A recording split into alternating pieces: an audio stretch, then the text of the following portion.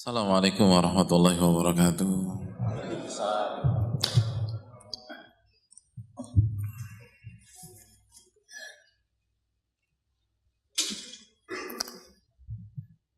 Alhamdulillah hamdan katsiran thayyiban mubarakan fi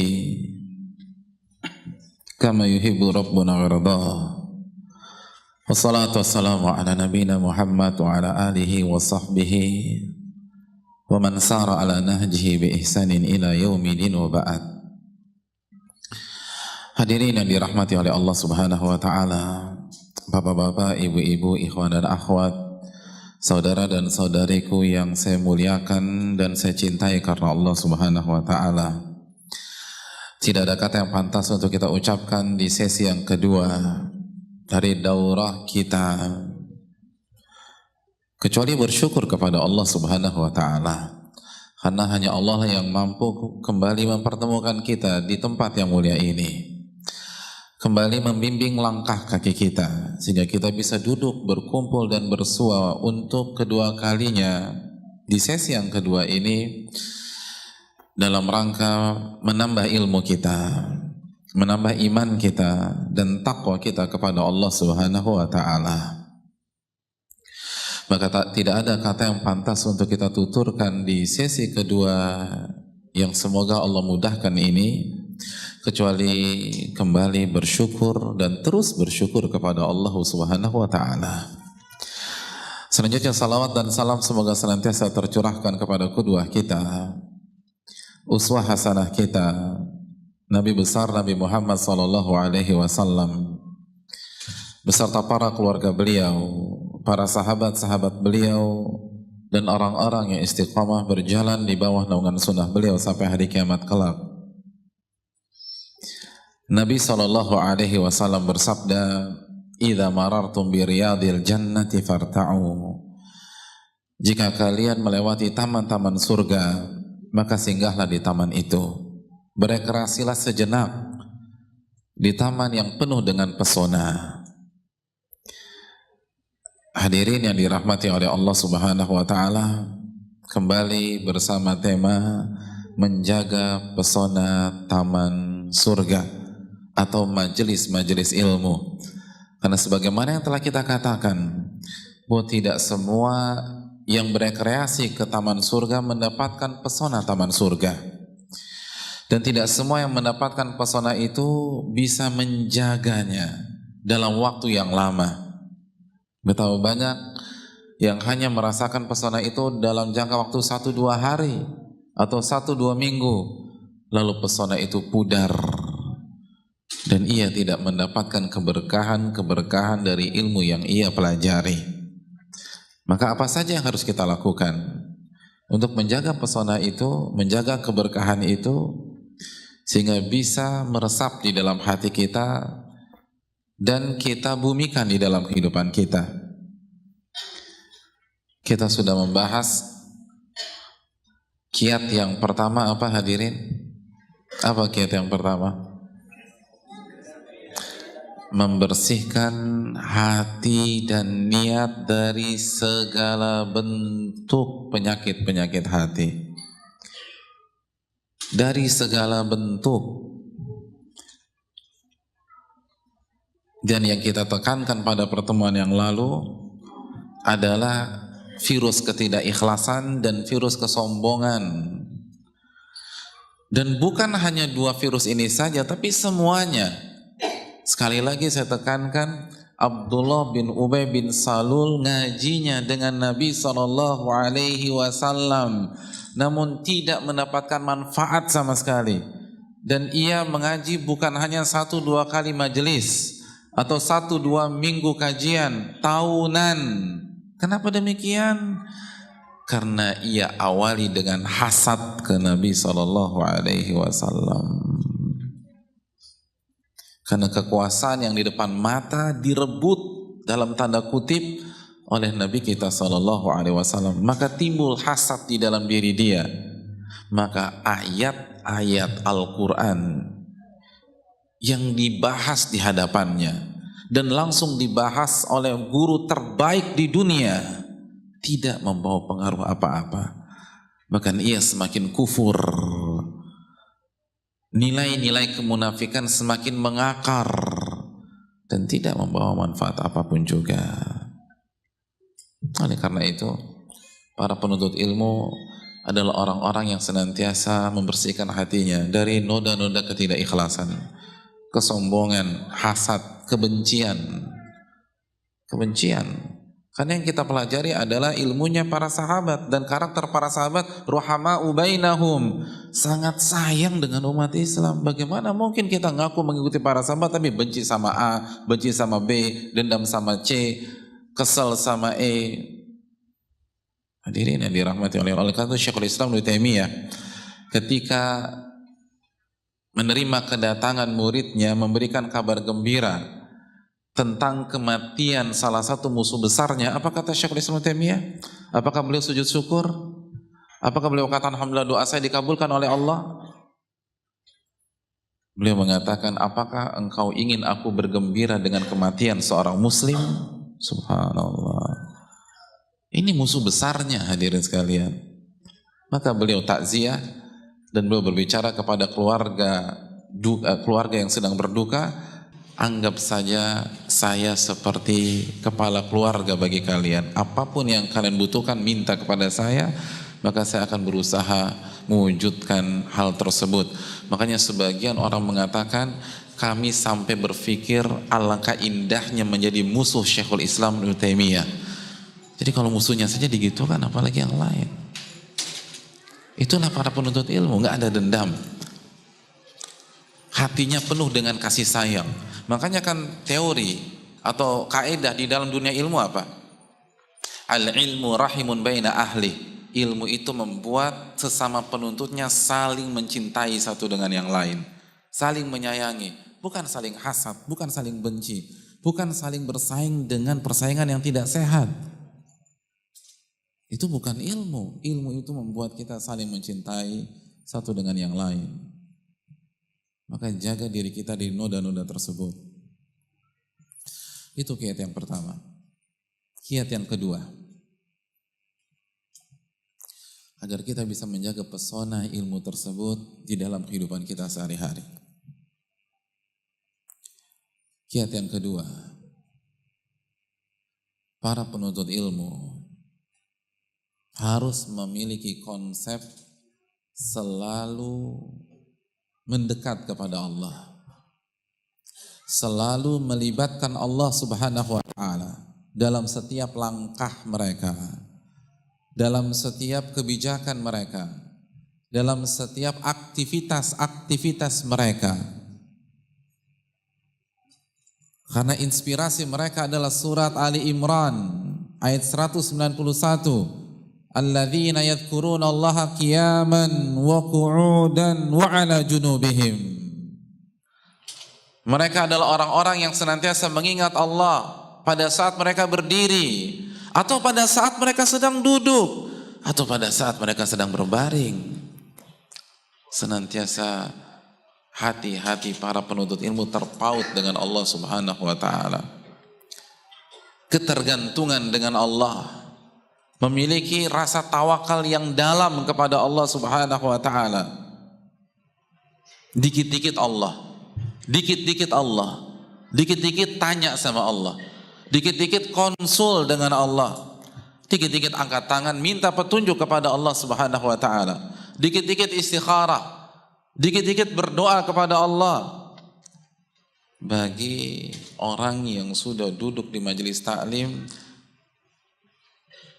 maka dia harus memiliki konsep ini. Semua dikaitkan dengan Allah Subhanahu wa Ta'ala. Semuanya. Karena ilmu membuat kita semakin dekat dengan Allah. Ilmu membuat kita semakin mengetahui betapa hebatnya Allah.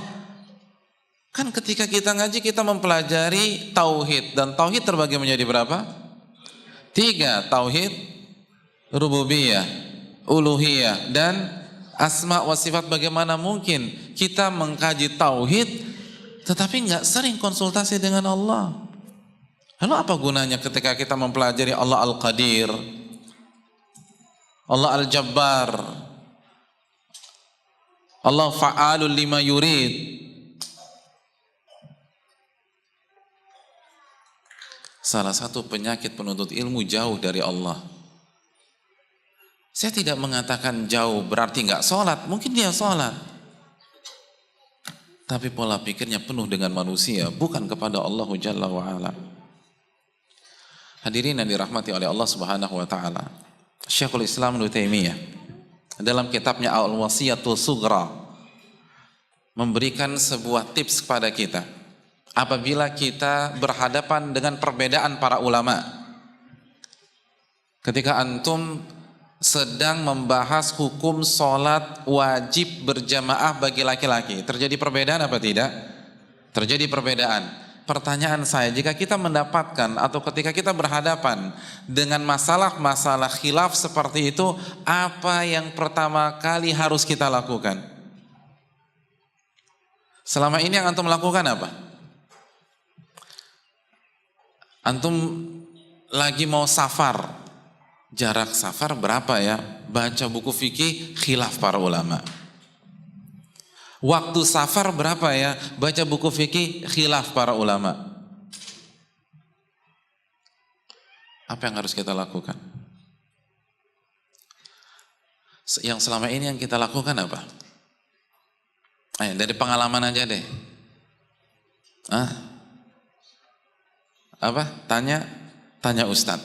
Terus, selain tanya Ustadz, googling, searching di internet, tanya Mbah Google, lalu dipaparkan dapat artikel dari sebuah situs sunnah, ternyata masalahnya begini. Baca dalilnya, pilih yang paling kuat dalilnya, kan gitu ya? Kata Syekhul Islam, bukan seperti itu. Bahkan kata Syekh Saleh Al-Utsaimin, itu aib bagi para penuntut ilmu. Luar biasa. Berarti kita harus taklid Pak Ustadz? Bukan juga. Kata Syekhul Islam Taimiyah, yang pertama kali Anda harus lakukan angkat tangan doa kepada Allah Subhanahu wa Ta'ala. Dan di antara doa yang bisa kita baca, Allahumma Rabba Jibril wa Mikail wa Israfil anta tahkum baina ibadika fima kanu fihi yakhtalifun ihdini lima ikhtulifa fi minal haqqi innaka tahdi man tasha ila siratal mustaqim. Doa yang bisa kita baca sebagai iftitah pada saat kita mengerjakan salat tahajud atau salat malam. Allahumma, ya Allah, Rabbnya malaikat Jibril, Mikail, Israfil, Engkaulah yang memutuskan jika ada hamba-hambamu yang berbeda pendapat, yang berselisih. Berilah aku petunjuk di dalam masalah yang diperselisihkan mereka. Engkau memberikan petunjuk kepada orang yang Engkau kehendaki ke atas jalan yang benar. Doa kepada Allah. Makanya tadi saya katakan, Syekh Saleh Al-Utsaimin mengatakan, apabila saat kita menghadapi sebuah masalah fikih, masalah ilmiah, yang pertama kali kita lakukan adalah baca dalil, baca penjelasan para ulama, tanya ustadz. Kata beliau, itu aib.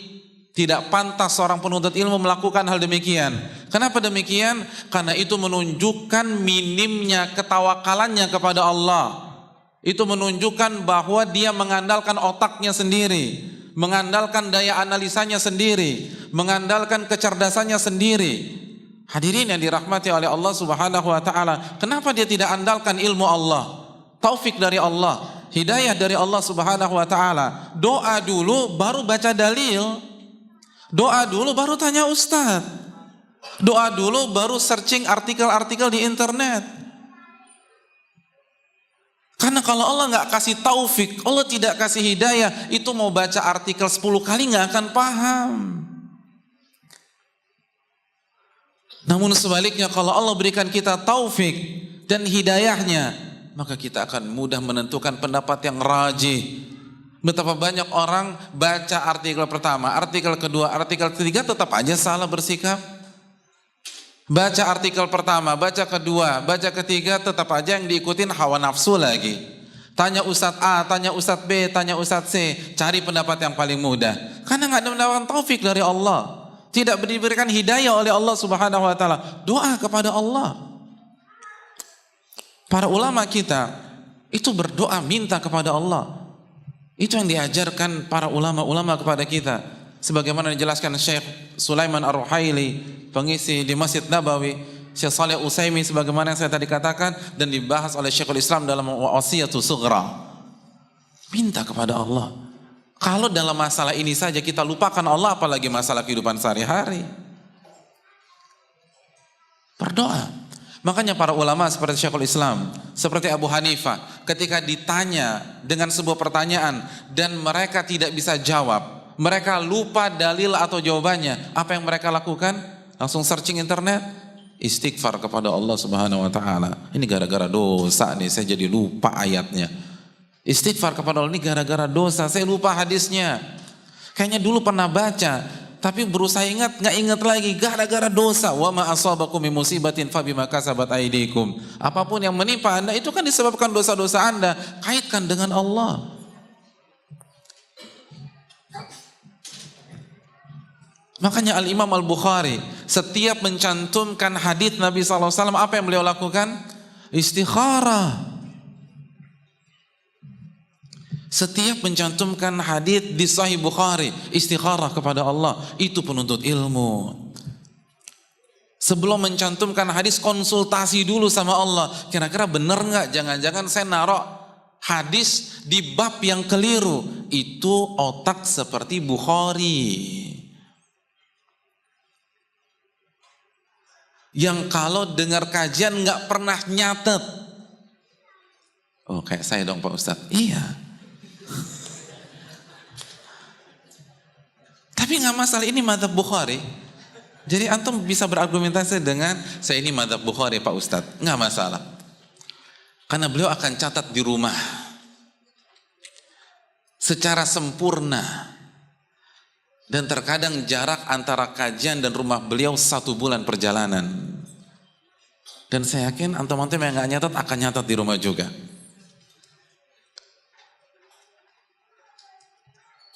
Otak seencer itu masih konsul dengan Allah. Otak secerdas itu masih nanya Allah sebelum mencantumkan hadis. Kita nggak nanya Allah Subhanahu Wa Taala, nggak berdoa kepada Allah. Untuk satu kitab Sahih Bukhari saja berarti berapa kali beliau istikharah? Di atas 9.000 kali istikharah untuk satu kitab. Coba evaluasi diri kita. Berapa kali kita istikharah seumur hidup? Antum terakhir istikharah tahun berapa? Paling kan sebelum nikah ya. Udah gitu nikahnya cuma sekali. Berarti sekali seumur hidup. Subhanallah. Itu salah satu cara kita menimbang sejauh mana kita ketergantungan dengan Allah Subhanahu Wa Taala. Allah berfirman, "Wa man yatawakkal 'alallahi fahuwa hasbuh." Dalam surat At-Talaq ayat 3, barang siapa yang bertawakal kepada Allah, ketergantungan dengan Allah, maka Allah akan selesaikan masalahnya. Allah akan cukupkan urusannya. Semua akan clear. Tapi siapa yang ketergantungan dengan Allah? Para penuntut ilmu itu harus ketergantungan dengan Allah. Dan itulah para nabi dan rasul. Makanya Nabi SAW mengatakan gaya hidup para nabi dan rasul apa? Idza hazabahul amru shalla raka'atain. Para nabi dan rasul begitu ada masalah, salat 2 rakaat. Ada masalah, salat 2 rakaat. Apa saja minta petunjuk dari Allah. Kalau penuntut ilmunya sudah nggak ketergantungan dengan Allah, gimana orang awamnya? Gimana yang nggak ngaji? Gimana yang nggak pernah belajar Al-Quran dan Sunnah? Kita aja yang belajar nggak ketergantungan dengan Allah. Makanya catat baik-baik ucapan para ulama berikut ini. Kata mereka, man minna yas'alullah qabla an yas'alan nas. Siapa di antara kita ketika ada masalah yang pertama kali dia hubungi Allah sebelum hubungi manusia.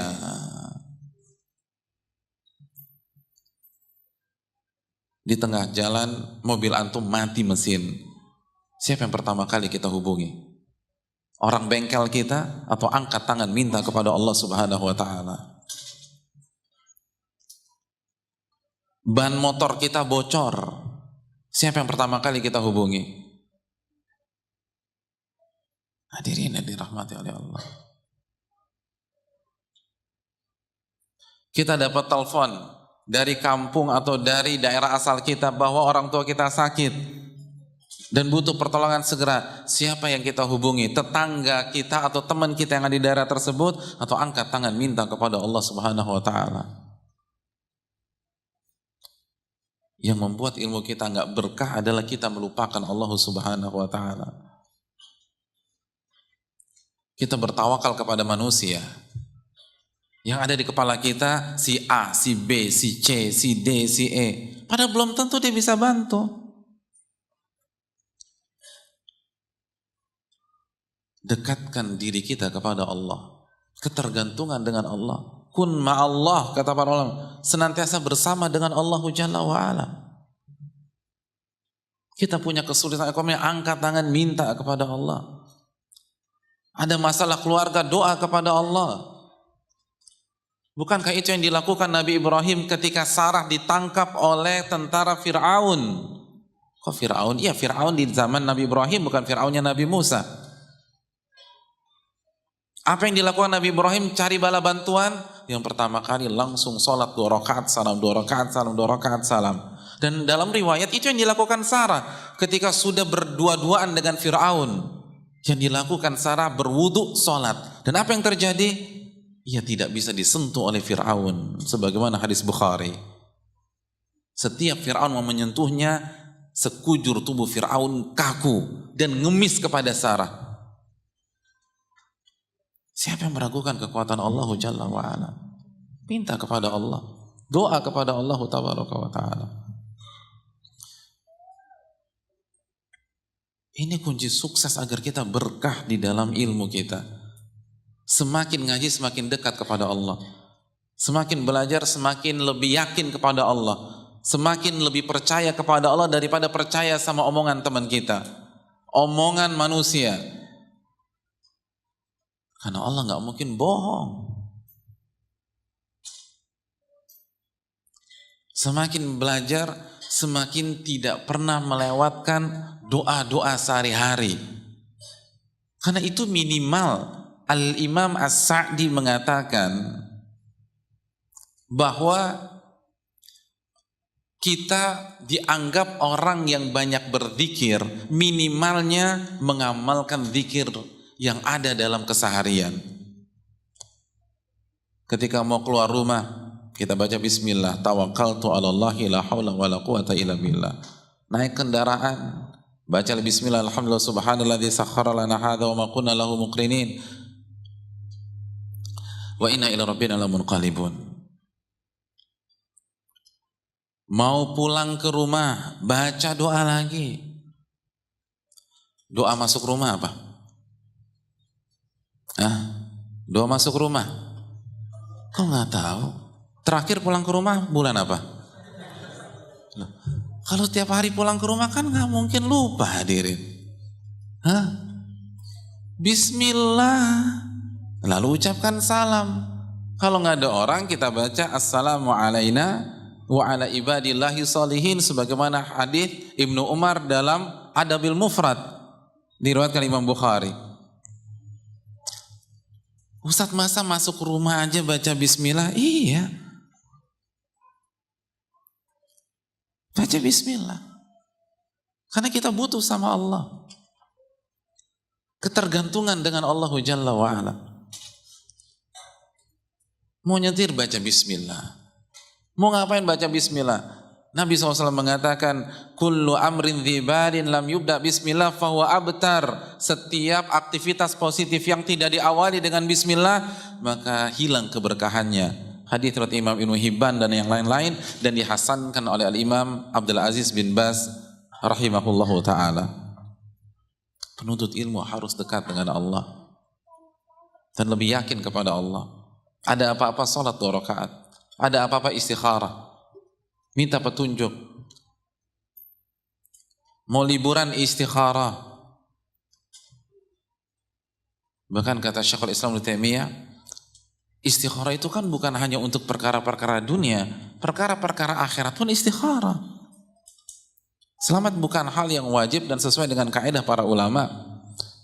Antum mau datang ke pengajian, ada 2 majelis taklim di waktu yang bersamaan, pilih yang mana? Istikharah. Tunjukkan kita bergantung kepada Allah Jalla wa'ala. Jadi ini yang dilakukan oleh para ulama, makanya mereka dekat, mereka berkah. Al-Muzani rahimahullah setiap menulis bab di dalam buku fikihnya Mukhtasar Al-Muzani itu selalu salat istikharah.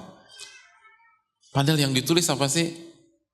Bab wudu, bab tayamum, bab salat, itu istikharah dulu karena khawatir salah. Minta kepada Allah. Dan terbukti Allah berkahi. Sahih Bukhari Allah berkahi sampai hari ini dan insya Allah sampai hari kiamat. Mukhtasar Al-Muzani Allah berkahi sehingga menjadi buku panduan dalam mazhab Syafi'i. Kenapa? Keterkaitan seorang hamba kepada Allah Jalla wa'ala. Oleh karena itu jangan sampai yang paling sering meluncur dari lisan kita adalah nama-nama manusia, bukan nama-nama Allah Subhanahu wa ta'ala. Kemana tauhid asma wa sifat kita? Minta dan terus minta kepada Allah. Dikit-dikit konsultasi, dikit-dikit tanya, dikit-dikit minta petunjuk. Itulah gaya hidup para penuntut ilmu dari zaman ke zaman, dan diawali oleh para nabi dan rasul alaihimussalatu wassalam. Oleh karena itu hadirin sekalian, senantiasa mendekatlah kepada Allah Tabaraka wa Ta'ala. Itu kiat yang kedua. Kalau kita bisa ini, maka insya Allah hidup kita berkah. Karena Allah janjikan dalam surat Ghafir ayat 60, Udu'uni astajib lakum, minta kepadaku aku kabulkan.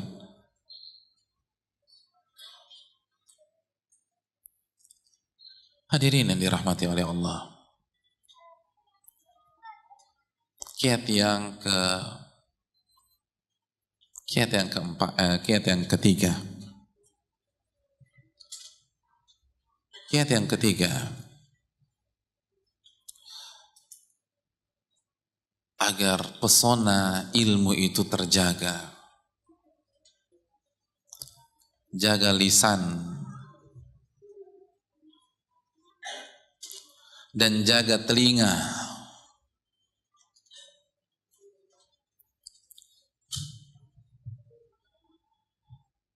Nasihat ini ditekankan oleh Syekh Sa'ad Hafri, salah satu pakar usul fikih senior, anggota Lajnah Daimah di era yang sebelumnya. Ketika beliau mengisi sebuah kajian yang berjudul Bagaimana Mengembangkan Kualitas Ilmu Agama Kita, salah satu yang beliau tekankan adalah masalah ini. Jaga lisan. Penuntut ilmu adalah orang-orang yang benar-benar menjaga lisannya. Penuntut ilmu tidak boleh mengikuti setiap isu yang ada di lapangan. Apalagi terlibat dalam memfitnah, dalam menggibah, dalam namimah, adu domba di antara umat Islam. Baik isu-isu yang sifatnya umum di masyarakat maupun isu-isu di dunia pengajian atau di dunia dakwah. Jangan terlibat kalau mau ilmu kita berkah. Allah berfirman dalam surat Al-Maidah ayat 41 dan 42. 41 ayatnya cukup panjang, kita ambil di potongan terakhirnya. Allah Subhanahu wa taala berfirman, "Wa man yuridillahu fitnatahu falan tamlika lahu minallahi syai'a. Barang siapa yang Allah ingin fitnah dia,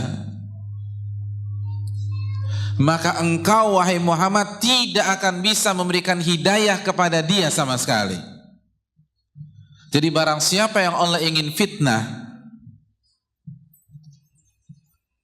maka ustadznya bernama Nabi Muhammad nggak akan bisa memberikan dia petunjuk, nggak akan bisa. Kalau Allah sudah fitnah seseorang, jadi gurunya sehebat apapun, sesoleh apapun, secerdas apapun nggak akan bisa memberikan pengaruh kepada dia. Jangankan gurunya, Nabi saja nggak bisa. Siapa mereka? Ulaikal ladzina lam yuridillahu an yutahhira qulubahum. Mereka adalah orang-orang yang Allah tidak ingin mensucikan hati-hati mereka. Jadi Allah akan biarkan hati mereka kotor. Ini ada kaitannya dengan kiat yang pertama. Allah tidak ingin hati mereka bersih. Artinya gini, misalnya tadi malam kita ikut kajian tentang masalah membersihkan hati, maka tumbuh motivasi di dalam diri kita. Oh, pokoknya saya harus ikhlas, saya harus tawadhu, saya tidak boleh hasad, saya nggak boleh dengki, saya harus khusyuk. Tapi besok begitu lagi tuh. Lusa kajian tadi malam udah nggak ada bekasnya. Walaupun ketika pulang dari kajian tulus, pokoknya saya harus berubah, saya harus berubah. Tapi Allah nggak ingin hati kita baik. Ulaikal ladzina lam yuridillahu an yutahhira qulubahum. Allah tidak ingin hati mereka bersih. Allah nggak mau. Lahum fid dunya khizyun. Mereka akan hina di dunia. Allah akan hinakan mereka di tengah-tengah masyarakatnya. Walahum fil akhirati adzabun azim. Dan mereka akan mendapatkan siksa yang pedih pada hari kiamat kelak. Allahu Akbar. Siapa mereka? Buka awal ayat berikutnya 42. Samma'una lil kadhibi akaluna lis-suhud. Ciri-ciri mereka, mereka hobi mendengarkan berita-berita dusta dan memakan hal-hal yang haram.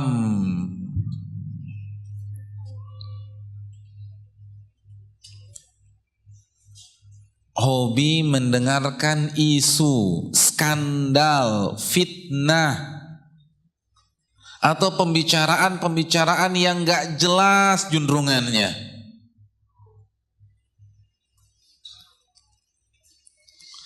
Dan mari kita kaitkan ayat ini dengan hadits Nabi SAW. Nabi mengatakan cukuplah seseorang dikatakan pendusta. Kapan? An yuhadditha bikulli ma sami', jika dia menyampaikan setiap yang dia dengar. Jadi kalau habis pengajian kita masih suka ngumpul-ngumpul sama teman-teman lalu bahas apa isu yang sedang berkembang di dakwah kita, ada fitnah apa antara jamaah dengan jamaah, ustadz dengan jamaah, ustadz dengan ustadz, atau lembaga dengan lembaga. Jangan berharap kita bisa menata hati kita. Allah nggak akan biarkan hati kita bersih. Allah buat kotor selama-lamanya.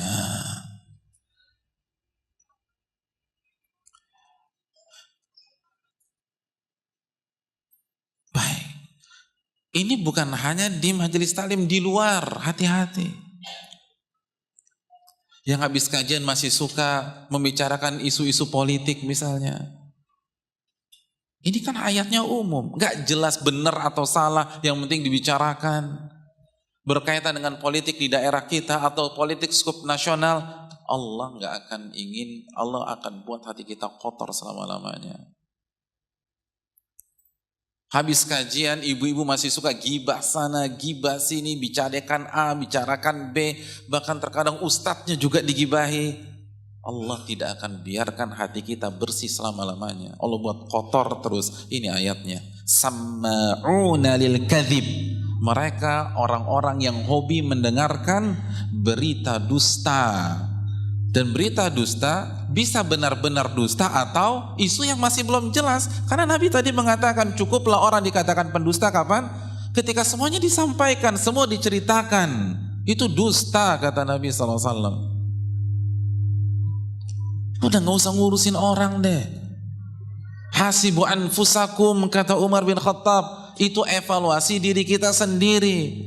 Kalau kita benar-benar mengevaluasi diri kita sendiri, itu 1 kali 24 jam gak cukup, hadirin. Berarti kita memang gak boleh ngurusin orang. Silahkan ngurusin orang, tapi jelas niatnya karena Allah dan amar ma'ruf nahi mungkar. Adapun hanya ingin tahu updatean isu-isu yang berkembang, tidak. Dan katakan tidak. Kalau mau ilmu kita berkah.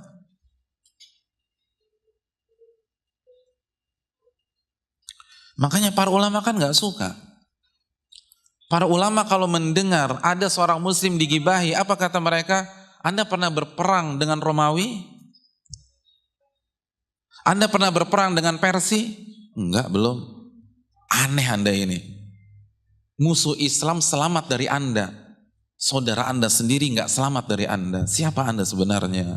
Berat hadirin.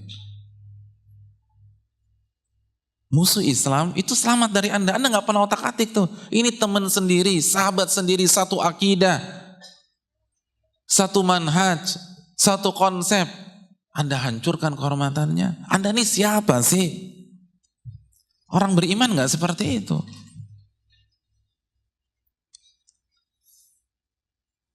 Bahkan orang zalim saja, ulama enggak senang jika diomongin dengan gaya warung kopi kalau bahasa kita. Ada orang yang menggibahi Hajjaj bin Yusuf. Siapa yang enggak tahu kezaliman Hajjaj bin Yusuf? Tapi bukan berarti digibahi, diomongin seenak hati kita.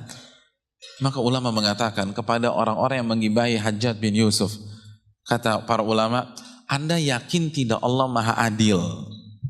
Kata mereka, ya yakinlah, alaihissallahu biahkamil hakimin. Kalau begitu catat baik-baik, sebagaimana pada hari kiamat nanti, Allah akan berikan kesempatan kepada korban-korban kezaliman Hajjaj bin Yusuf untuk menyerang dia, untuk menuntut dia, untuk mengambil pahalanya. Maka Allah pun akan memberikan kesempatan kepada Hajjaj bin Yusuf untuk menyerang Anda ini. Kan Allah maha adil. Iya apa tidak? Allah maha adil. Kalau Allah hanya berpihak sama satu pihak, Allah nggak adil. Itu sama orang zalim, sezalim Hajjaj bin Yusuf. Ulama nggak senang jika diomongin keluar dari batas. Apalagi sama teman sendiri, satu pengajian, satu ustadz, atau bahkan ustadz yang selama ini mengajarkan akidah yang benar, konsep sunnah Nabi SAW. Lalu kita nikmati ketika diomongin, dijatuhkan, dilecehkan. Hadirin sekalian, ulaika alladzina lam yuridillahu an yutahhira qulubahum. Mereka adalah orang-orang yang Allah tidak akan atau Allah tidak suka membersihkan hati mereka. Allah biarkan hati mereka kotor sampai mereka bertobat kepada Allah. Jadi orang-orang seperti ini pengen ikhlas nggak akan bisa ikhlas. Allahu Akbar. Orang-orang seperti ini pengen khusyuk dalam salat subuh, salat zuhur, salat asar, nggak akan Allah berikan kekhusyuan. Orang-orang seperti ini akan hidup terus dengan perasaan dendam, kebencian, dan hidup dalam kondisi dendam. Tenang apa enggak? Nggak tenang. Jaga lisan dan jaga telinga. Nggak boleh kita biarkan telinga kita mendengarkan semuanya. Kalaupun kita harus dengar, itu ada masalah, ada konsep yang jelas, ada misi yang jelas karena Allah dan ingin menyelesaikan masalah tersebut. Kalau enggak, katakan tidak, mohon maaf jangan dilanjutkan, saya juga enggak paham masalahnya. Anda salah orang, Anda ngomong sama saya semuanya, saya enggak bisa menyelesaikan, mendingan Anda bicara sama Ustadz saja. Hadirin, taruhannya adalah hati kita. Kalau kita biarkan semuanya kita dengar, apalagi kita menikmati, maka hati kita akan Allah biarkan kotor selama-lamanya. Na'udzubillah, thumma na'udzubillah. Maka nggak ada gunanya kita ngaji selama ini. Nggak ada perubahan. Ngaji belasan tahun nggak ada perubahan. Pengen khusyuk sampai jungkir balik nggak akan pernah khusyuk. Man somata naja, barang siapa yang diam dia akan selamat.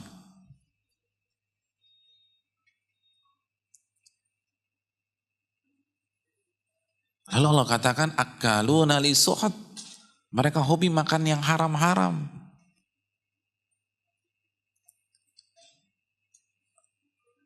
Maka jaga makanan dan harta kita.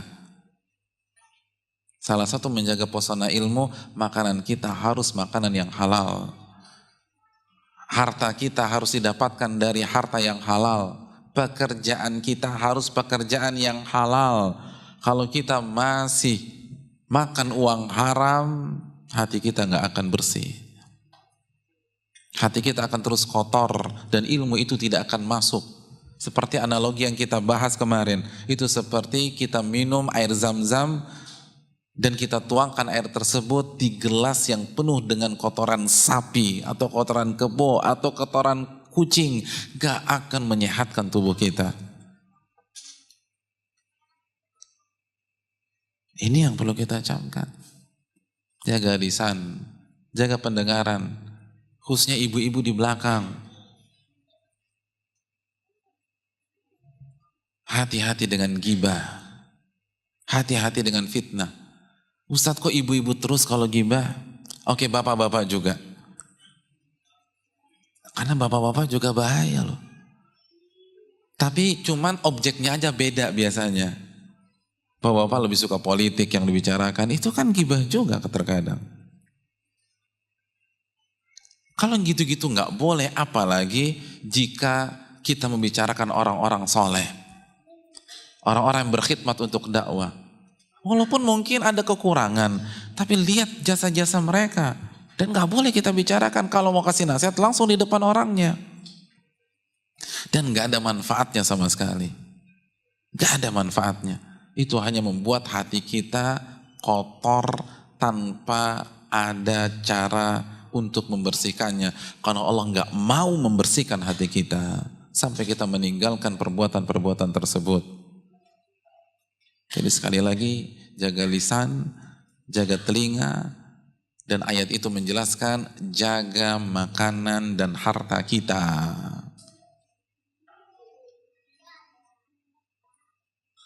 Karena di beberapa kota besar, banyak orang yang ngaji tahunan, tapi pekerjaannya masih haram dan terus haram. Dan gak ada beban. Makanya kualitas imannya tidak akan meningkat, tidak ada perubahan. Karena hati mereka akan Allah biarkan kotor seterusnya. Hadirin yang dirahmati oleh Allah Subhanahu wa taala. Kiat yang berikutnya.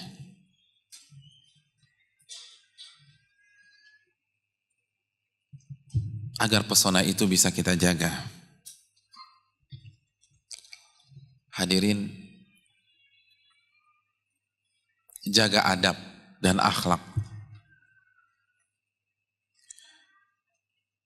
Adab dan akhlak.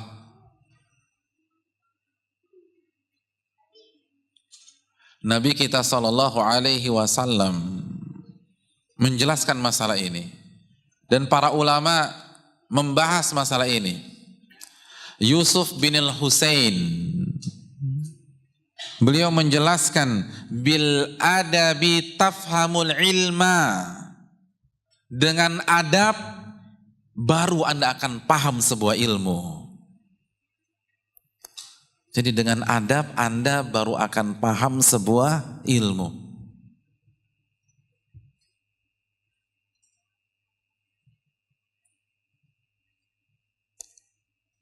Ilmu dan adab tidak bisa dipisahkan. Karena Nabi kita SAW bersabda dalam hadis yang hasan. Catat baik-baik hadis ini. Beliau mengatakan khislatan la tajtami'an fi munafikin husnu samtin wa fikhun fid din. Kalau tidak salah hadis ini diriwayatkan Imam Tirmidzi ya. Nabi menyatakan ada dua sifat yang tidak akan bersatu di dalam diri orang-orang munafik. Jadi ada dua sifat yang tidak akan bergabung, bersatu dalam diri orang munafik. Yang pertama, adab dan akhlak yang mulia. Yang kedua, ilmu yang benar. Jadi kalau ilmu yang benar bersatu dengan akhlak serta adab yang mulia, dipastikan dia bukan orang munafik. Karena dua sifat ini nggak mungkin bergabung dalam diri orang munafik. Jadi dua sifat ini nggak mungkin bersatu dalam diri orang munafik. Pemahaman terbalik, kalau selama ini ilmu kita benar, tapi adab nggak karuan, maka kita berpotensi besar menjadi orang munafik. Atau hanya adab saja, nggak punya ilmu, akidah berantakan, ibadah nggak ngerti, maka kita punya peluang menjadi orang munafik. Untuk membersihkan diri dan menjauhi sifat-sifat kemunafikan atau vonis sebagai orang munafik, kita harus menggabungkan dua sifat ini, akhlak dan adab yang mulia dan ilmu yang benar. Makanya tadi Yusuf bin Husain mengatakan dengan adab Anda baru paham hakikat ilmu. Adab ini penting. Adab berbicara, adab mendengar, adab melangkah, adab berjalan, adab di majelis, adab di luar majelis, adab dengan istri, adab dengan suami, adab dengan anak. Itu sangat ditekankan oleh para ulama. Ada seseorang bertanya ke Al-Imam Al-Bukhari an yaqra alaihi. Orang ini meminta Al-Bukhari mengajarkan hadis kepada dia. Fa'adhina lahul Bukhari. Dan Al-Imam Al-Bukhari setuju. Oke, saya akan ajarkan Anda. Saya akan bacakan hadis untuk Anda. Fajalasa ar-rajulu mutarabbi'ah.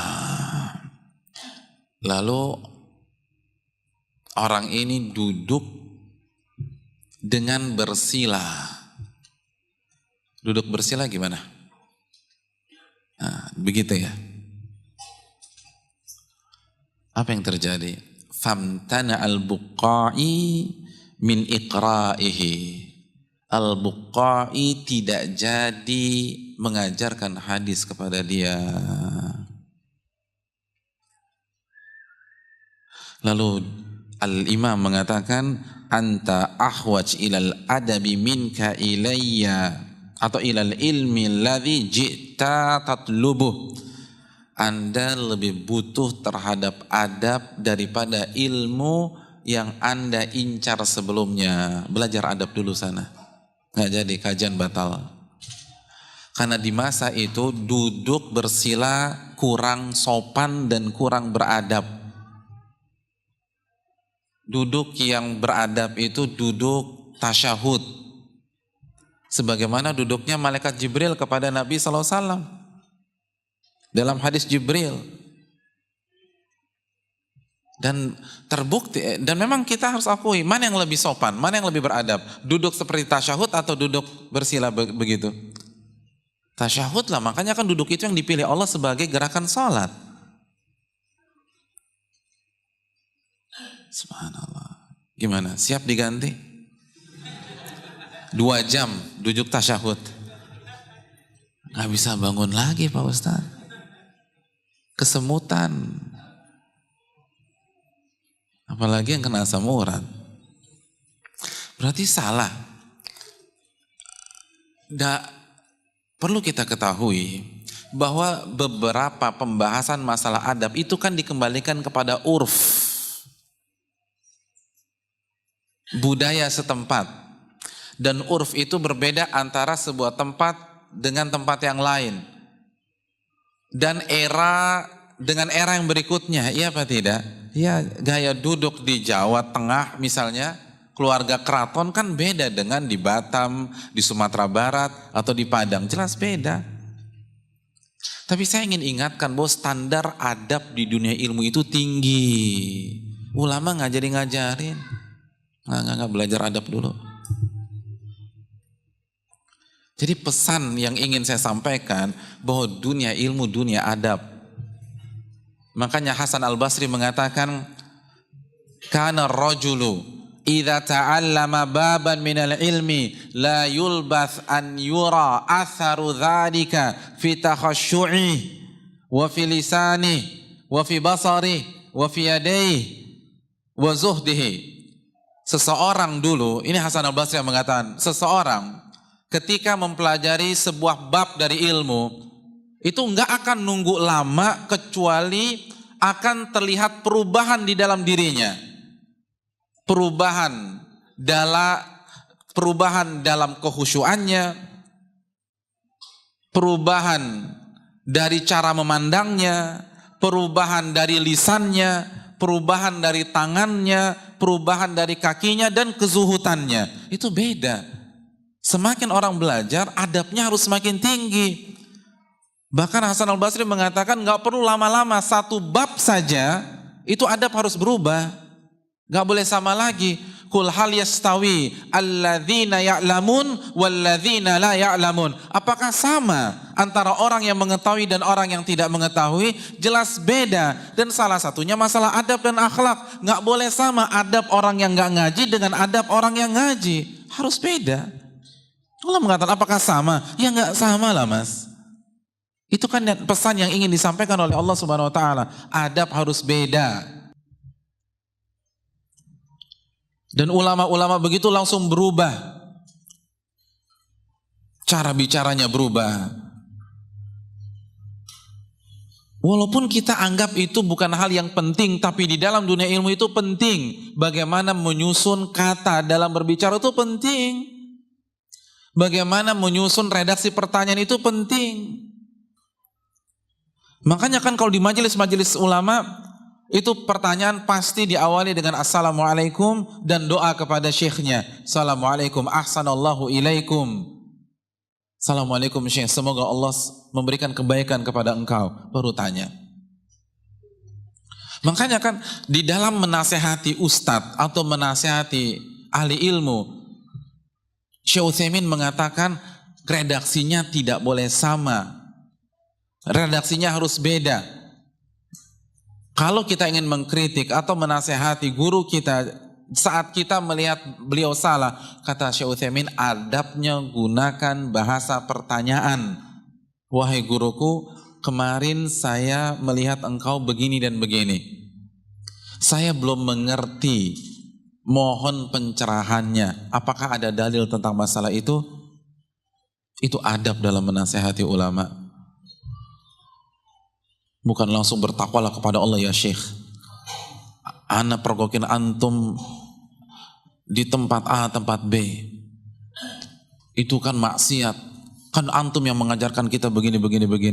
Ini gak punya adab. Adab di dunia ilmu itu gak bisa dipisahkan dengan ilmu itu sendiri. Oleh karena itu beradablah. Hadirin yang dirahmati, dan ini nasihat para ulama. Al-Imam Ibnu Sirin mengatakan, kanu yata'allamun al-hadya kama yata'allamun al-ilm. Para ulama terdahulu itu semangat mempelajari adab sebagaimana mereka semangat mempelajari ilmu.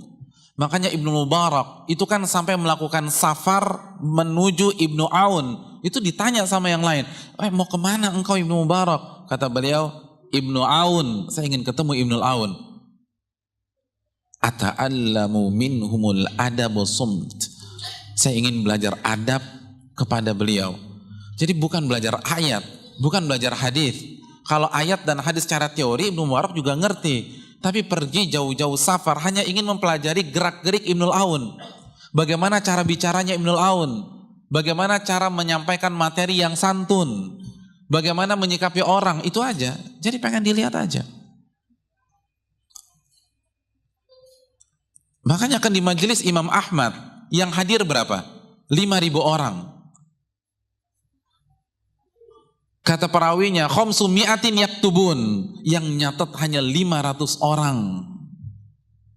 Selebihnya sibuk mempelajari gerak-gerik Imam Ahmad, adabnya Imam Ahmad, akhlaknya Imam Ahmad dalam cara menyampaikan, bagaimana cara menyampaikan yang tegas tapi santun. Itu apa sih kata-kata yang dipilih? Lalu bagaimana menyikapi pertanyaan? Murid yang suka nyerang atau kalau nanya nggak sopan, itu cara meresponnya seperti apa? Itu dipelajari oleh 4.500 murid-muridnya Imam Ahmad. Itu saking semangatnya belajar adab. Hadirin yang dirahmati oleh Allah Subhanahu wa taala. Makanya Makhlad bin Al-Husain berkata kepada Ibnu Mubarak, beliau mengatakan, nahnu ila kathirin minal adab akhwaj minna ila kathirin minal ilm. Kita lebih butuh adab yang banyak dibanding ilmu yang banyak. Subhanallah.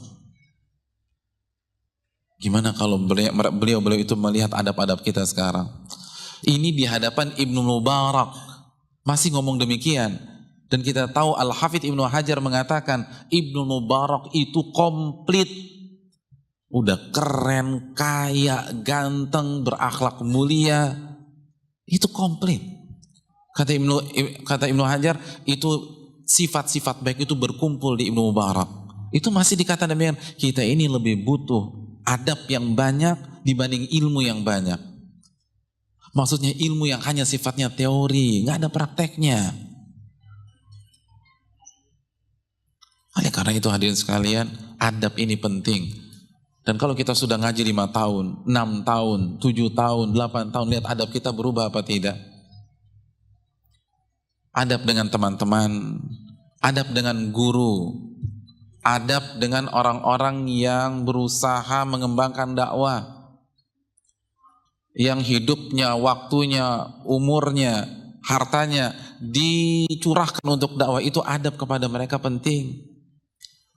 Adab dengan pegawai, adab dengan bawahan, adab dengan istri, adab dengan suami. Ingat para ulama begitu belajar satu bab itu berubah, berangsur-angsur hilanglah adab-adab yang nggak bagus. Kalau kita belajar bertahun-tahun tetap nggak beradab, berarti ada yang salah dalam ilmu kita. Dan ingat, kita masih berpeluang menjadi orang munafik. Karena untuk lepas dari sifat kemunafikan, kita harus gabungkan antara ilmu yang benar dan adab yang mulia. Ini yang perlu kita camkan hadirin yang dirahmati oleh Allah Subhanahu wa taala. Dan karena waktu sudah habis dan yang terakhir, saya ingin mengingatkan kepada kita semua bahwa hendaklah para penuntut ilmu menjaga persatuan dan kesatuan semaksimal mungkin. Syekh Sulaiman Ar-Ruhaili menyatakan bahwa Ahlus Sunnah wal Jamaah adalah orang-orang yang berusaha mempersatukan umat atau minimal mendekatkan umat kalau mungkin belum bisa bersatu. Itu konsep Ahlus Sunnah wal Jamaah. Syekh Saleh Al-Syekh mengatakan bahwa al-jamaah bukan hanya secara ideologi, tapi secara fisik, secara kedekatan. Upayakan untuk menjaga persatuan dimanapun, dengan fasilitas atau media apapun. Jangan sampai terjadi perpecahan. Makanya kan nama kita Ahlus Sunnah wal Jamaah. Apa itu jamaah? Persatuan kan. Bagaimana mungkin orang ngaku Ahlus Sunnah wal Jamaah tapi berantem sama A, gak cocok sama B, pecah sama C. Ahlus Sunnah wal Jamaah artinya persatuan.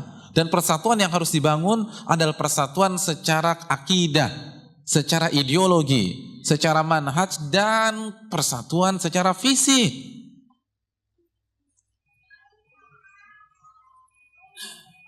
Dekatkan umat, jangan justru jauhkan umat. Makanya Nabi SAW melarang kita melamar wanita yang sudah dilamar oleh saudara kita. Salah satu fungsinya apa? Biar nggak pecah. Biar nggak pecah. Antum sudah ngelamar seorang wanita, diterima, nikah pekan depan. Tiba-tiba hari ini teman pengajian antum ngelamar akhwat yang sama. Kira-kira perasaan antum gimana?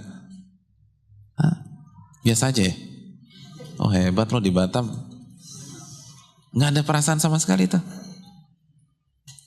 Oh galau, kesel, marah. Ya itu intinya.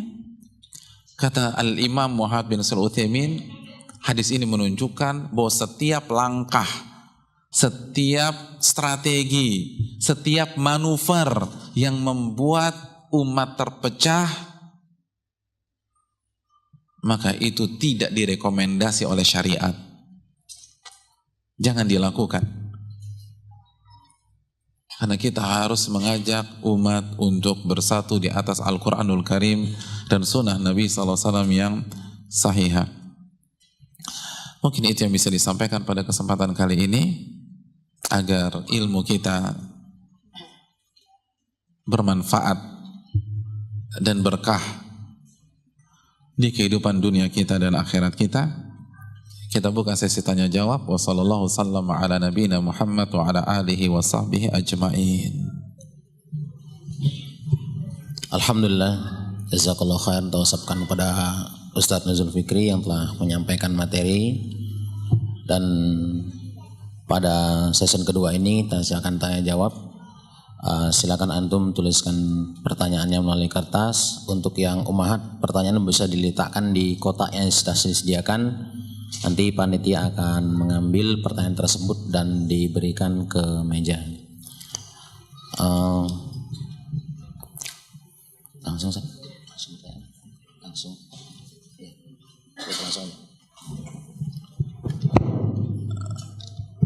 Assalamualaikum. Waalaikumsalam. Mohon jalan solusinya. Saya mudah sekali meremehkan orang lain yang anak anggap berpendidikan rendah, seperti orang kerjaannya buruh atau kuli. Maka kalau udah berjanji pada orang itu tidak ana tepati, karena orang seperti dia tidak akan menuntut karena rendahnya pendidikannya mungkin ya. Mohon nasihatnya, jazakallahu khairan. Iya, terima kasih, jazakallahu khairan. Yang pertama, pertanyaan ini semoga menunjukkan ketulusan kita untuk merubah dan memperbaiki diri. Dan semoga Allah Subhanahu wa ta'ala melihat kejujuran kita, dan Allah Maha melihat dan membantu kita untuk membersihkan noda-noda penyakit hati. Hadirin, penyakit ini fatal, sangat fatal. Karena Nabi SAW bersabda, Al-kibru batarul haqq wa ghamtun nas. Sifat sombong adalah sikap menolak kebenaran dan meremehkan manusia. Allah katakan meremehkan manusia. Mohon maaf, Nabi mengatakan meremehkan manusia dan manusia umum. Saya ingin tanya, buruh itu manusia bukan? Manusia. Berarti barang siapa yang meremehkan buruh, dia sombong. Walaupun ngaji bertahun-tahun, walaupun rajin tahajud, puasanya puasa Nabi Daud, infak sedekah ke sana dan kemari, sombong. Nabi tidak bersabda meremehkan ustadz, meremehkan kiai, meremehkan orang soleh, meremehkan wali, meremehkan orang yang bertakwa, meremehkan ahlus sunnah wal jamaah. Tidak, tapi Nabi mengatakan meremehkan manusia. Dan manusia itu ada yang pendidikan tinggi, ada pendidikan rendah. Ada orang yang bertakwa, ada orang fasik. Barang siapa yang meremehkan mereka, sombong. Dan apa yang terjadi dengan orang-orang yang sombong? La yadkhul jannata man kana fi qalbi mithqalu dzarratin min kibrin. Tidak akan masuk surga orang yang di dalam hatinya ada benih-benih kesombongan walaupun dengan persentase terkecil. Apalagi kalau ini bukan hanya sekedar meremehkan, tapi berbohong, berdusta, maka kalau udah berjanji pada orang itu tidak Anda tepati, kena munafik lagi kita. Karena diantara tanda orang munafik, jika berjanji diingkari. Makanya hadirin yang dirahmati oleh Allah Subhanahu wa taala, ini yang perlu kita camkan. Semakin belajar semakin rendah. Bahkan Yusuf bin Asbat dan Hasan al-Basri mengatakan bahwa seorang mukmin harusnya memiliki konsep alla yalqa mu'minan atau alla yalqa ahadan illa dhanna annahu khairun minhu. Tidaklah dia bertemu dengan seorang pun kecuali dia merasa orang itu lebih baik daripada dia. Hadirin yang dirahmati oleh Allah Subhanahu wa taala, saya ingin bertanya.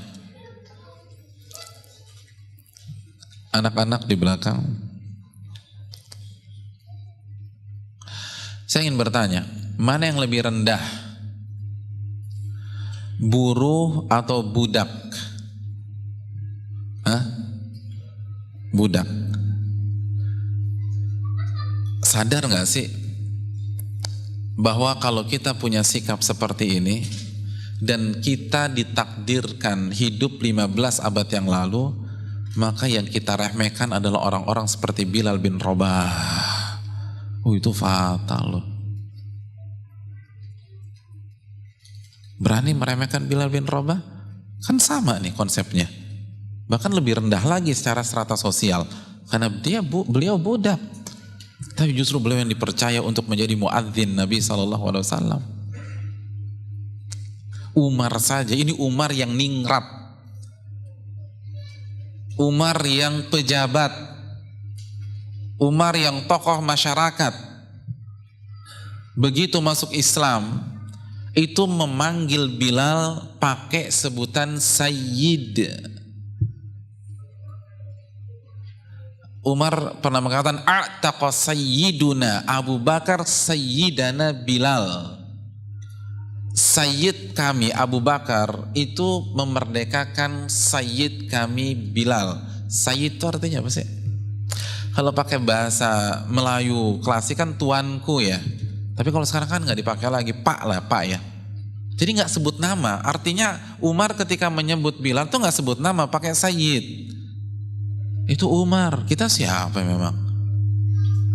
Kita nih dibanding Umar nggak ada apa-apanya. Mau bicara agama jelas KO dari ronde pertama, bicara dunia juga nggak ada apa-apanya.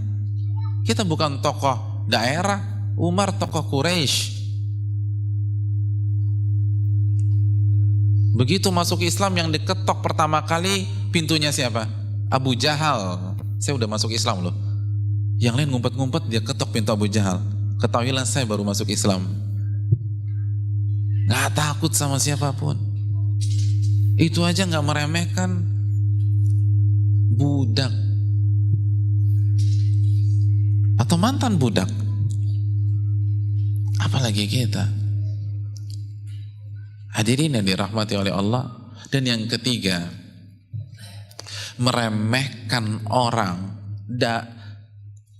pakai pintu agama dan ilmu saja nggak boleh. Apalagi meremehkan orang pakai pintu apa?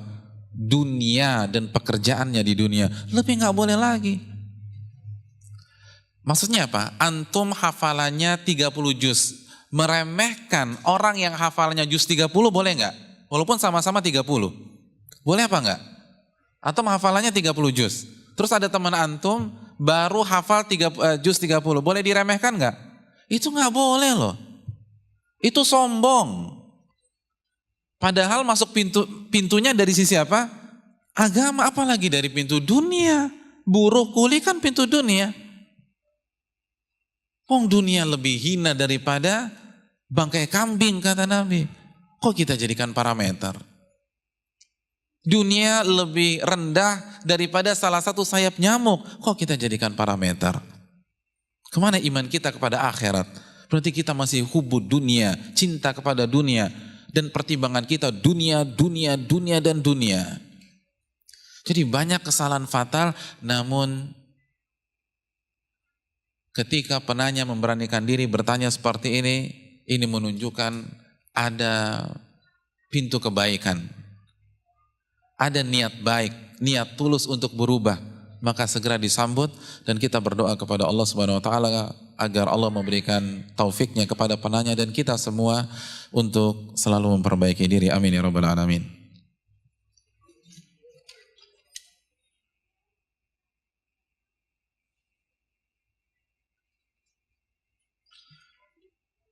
Assalamualaikum warahmatullahi wabarakatuh. Waalaikumsalam warahmatullahi wabarakatuh. Ustadz, di akhir zaman umat Islam menjadi 73 golongan, termasuk golongan yang manakah kita?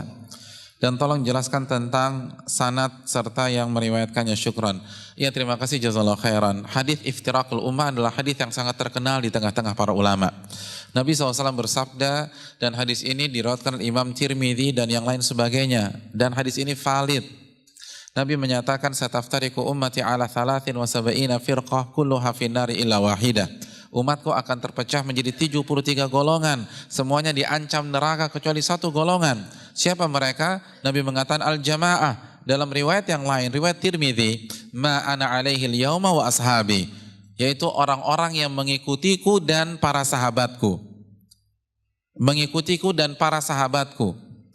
Jadi kalau pertanyaannya, masuk golongan mana kita? Tanya kepada diri kita, apakah selama ini kita sudah menjadikan Nabi dan para sahabatnya sebagai kudwah, sebagai referensi, dan jalan mereka lah yang kita ikuti. Kalau belum ada kata terlambat.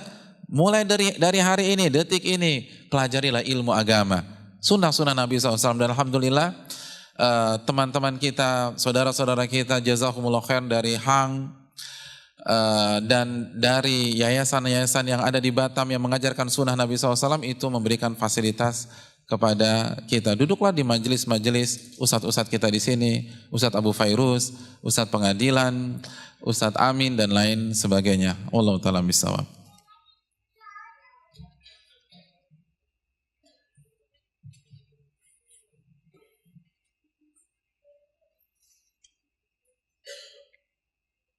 Jika Anda membicarakan kejelekan saudara kandung sendiri kepada sahabatnya, semata-mata supaya sahabatnya itu tahu atau mengerti, itu termasuk ghibah atau tidak?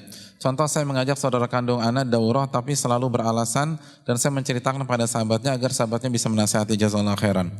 Yang pertama, pada dasarnya ini ghibah. Karena saat Nabi SAW menjelaskan tentang ghibah dalam hadis riwayat Muslim, itu tidak disebutkan objeknya. Nabi mengatakan, dzikruka akhaka bima yakrah. Engkau menyebutkan saudaramu di belakangnya yang kalau dia dengar dia nggak suka. Bicarakan sama siapa? Siapa aja. Dan makanya saya ingatkan, kalau kita menceritakan orang depan istri atau istri ke suami, itu masuk ke dalam ghibah. Jangan gampang-gampang menceritakan orang, walaupun sama suami kita atau istri kita. Ustadz, ini hanya sekedar sharing aja Pak Ustadz. Ya ghibah itu sharing gitu loh. Apalagi orang ghibah sharing, cuman pakai bahasa Inggris saja kan. Jadi hadirin yang dirahmati Allah, habisan mau ngomong apa lagi? Mau cerita, kan kita suami istri harus ada cerita Pak Ustadz. Gak bisa kita kaku begitu. Hadirin, masih banyak konten atau pembicaraan yang kita bisa gunakan saat kita bicara sama istri. Nggak perlu ghibah orang. Antum sharing surat Al-Fatihah kayak surat Al-Baqarah tuh nggak habis-habis. Ngapain ke ghibah? Kalau sama istri tuh baca tafsir ayat Al-Baqarah ayat 2, ayat 3, ayat 4. Insya Allah tuh seminggu nggak khatam-khatam. Jadi sekali lagi banyak hal yang bisa kita bahas. Nah, jadi hukum asalnya ini masuk ke dalam ghibah. Hanya saja kalau niat kita agar kita dibantu menasehatinya dan kita tahu sahabatnya ini punya posisi yang kuat untuk menasehati dan saudara kita itu dengar apa kata sahabatnya. Atau karena mungkin dia kakak kita sedangkan adik posisinya nggak kuat. Atau mungkin itu adik kita tapi ya gara-gara dari dulu kelas akhirnya sudah hubungannya tidak kuat. Maka nggak ada masalah. Mohon ya tenang, jangan emosi, kasih udzur. Dan yang kedua, mohon ringtone-nya diganti.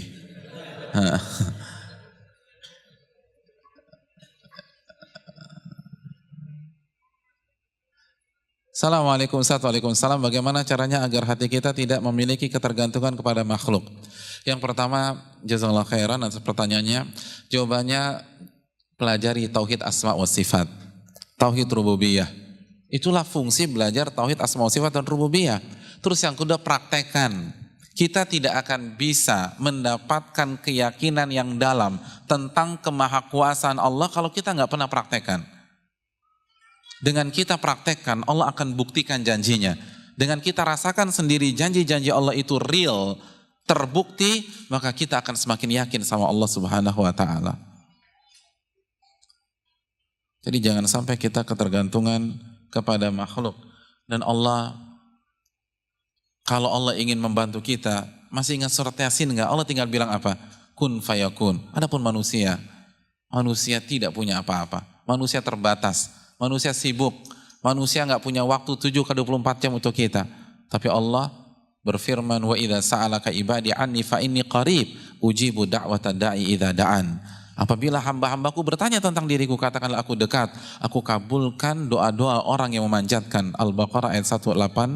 Allah Ta'ala misal. Habis waktunya. Ya, udah habis ya. Sudah habis. Sudah nggak ada waktu lagi. Hah? Oke. Kalau begitu waktu sudah habis, maka kita cukupkan sampai di sini. Mohon maaf apabila banyak yang bertanya tapi belum sempat dijawab. Insya Allah pahala sudah didapatkan karena bertanya itu berpahala. Bertanya berpahala karena kita mengamalkan surat Al-Anbiya ayat 7. Fas'alu ahla dzikri in kuntum la ta'lamun. Jadi kalau antum nulis pertanyaan, belum dijawab aja udah pahala tuh. Belum dijawab saja sudah pahala. Karena menjalankan perintah Allah dalam surat Al-Anbiya ayat 7. Oleh karena itu semoga pahala didapatkan dan bisa ditanyakan kepada ustadz-ustadz di sini yang lebih berpengalaman dan lebih berilmu daripada yang berbicara pada detik ini. Lalu yang kedua, saya berterima kasih kepada seluruh jamaah sekalian atas animo dan atensinya selama 2 sesi. Karena sesi sore sesi ibu-ibu ya. Ya, sesi ibu-ibu. Jadi semoga yang sedikit ini, yang terbatas ini bisa kita amalkan bersama-sama, khususnya yang berbicara sebelum yang mendengarkan. Dan sehingga kita bisa menjaga pesona taman surga yang selama ini kita ikuti dan kita hidup yang kita jaga bersama-sama. Dan hadirin yang dirahmati oleh Allah Subhanahu wa Ta'ala, dan juga saya ingatkan jika ada kekeliruan dari apa yang saya sampaikan, baik materi yang saya sampaikan atau cara saya menyampaikan, saya mohon maaf sebesar-besarnya. Itu murni dari kesalahan saya dan dari bisikan syaitan, dan buang saja apa yang saya katakan. Kalau memang itu keliru dan tidak sesuai dengan Al-Quran dan Sunnah Nabi SAW, dan ikutilah dalil yang sahih dalam masalah tersebut. Ini yang bisa disampaikan. Aku qouli hadza wa astaghfirullah li wa lakum. Subhanakallahumma bihamdika asyhadu an la ilaha illa anta astaghfiruka wa atubu ilaik. Assalamualaikum warahmatullahi wabarakatuh.